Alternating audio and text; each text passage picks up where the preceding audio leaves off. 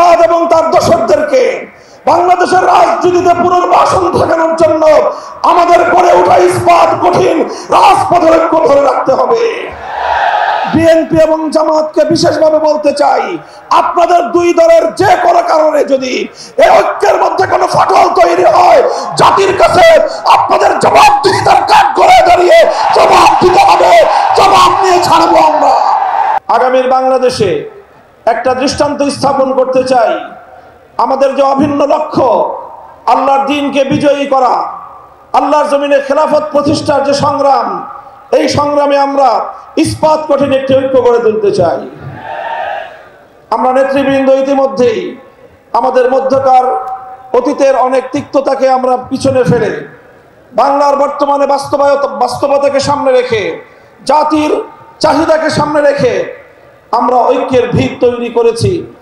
আমি আজকের এই বিশাল সমাবেশকে লক্ষ্য করে জিজ্ঞাসা করতে চাই, জাতীয় নেতৃবৃন্দ যদি ইসলাম প্রতিষ্ঠার সংগ্রামকে সামনের দিকে অগ্রসর করবার জন্য ঐক্যবদ্ধ কোনো কর্মসূচির ঘোষণা করে, টেকনাফ থেকে তেতুলিয়া আপনারা সকল ভেদাভেদ ভুলে গিয়ে কাঁধে কাঁধ মিলিয়ে রাজপথে একসঙ্গে ভূমিকা পালন করার জন্য প্রস্তুত থাকবেন কিনা? আল্লাহ আপনাদেরকে তৌফিক দান করুন।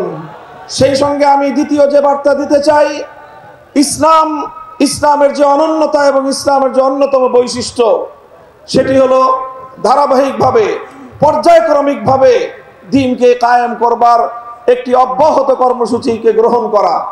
আল্লাহ রাসূল সাল্লাল্লাহু আলাইহি ওয়াসাল্লাম একদিন এই খেলাফত কায়েম করেননি। প্রথমে মদিনা সনদের মাধ্যমে মদিনার একটি সম্মিলিত রাষ্ট্র গঠন করেছেন।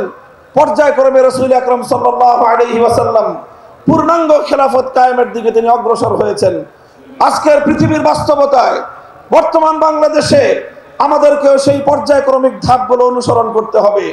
সেজন্য সর্বপ্রথম আজকে বাংলাদেশের ইসলাম, মুসলিম জাতিসত্তা এবং বাংলাদেশের স্বাধীনতার প্রশ্নে আমাদেরকে সর্বপ্রথম আমাদের অভিন্ন শত্রু ভারতীয় আধিপত্যবাদকে রুখে দেওয়ার জন্য আমাদেরকে রাজনৈতিকভাবে ইস্পাত কঠিন একটা ঐক্য গড়ে তুলতে হবে।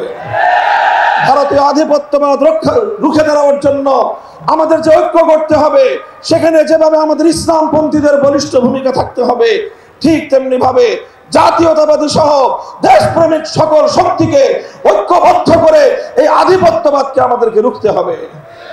তাই এজন্য আজকের এই মঞ্চে বিএনপি নেতৃবৃন্দ রয়েছেন, জামায়াতে ইসলামের নেতৃবৃন্দ ছিলেন, আছেন, তারাও আছেন, অন্যান্য ইসলামী সংগঠন সমূহ, ইসলামী আন্দোলন বাংলাদেশের মুহতারাম আমির পীর সাহেব চরমনাই হুজুর রয়েছেন।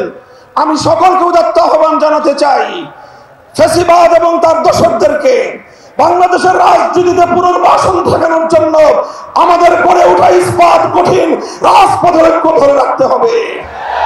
বিএনপি এবং জামাতকে বিশেষভাবে বলতে চাই, আপনাদের দুই দলের যে কোনো কারণে যদি এই ঐক্যের মধ্যে কোনো ফাটল তৈরি হয়, জাতির কাছে আপনাদের জবাবদিহিতার কাঠ করে দাঁড়িয়ে জবাব দিতে হবে। জবাব নিয়ে ছাড়বো আমরা।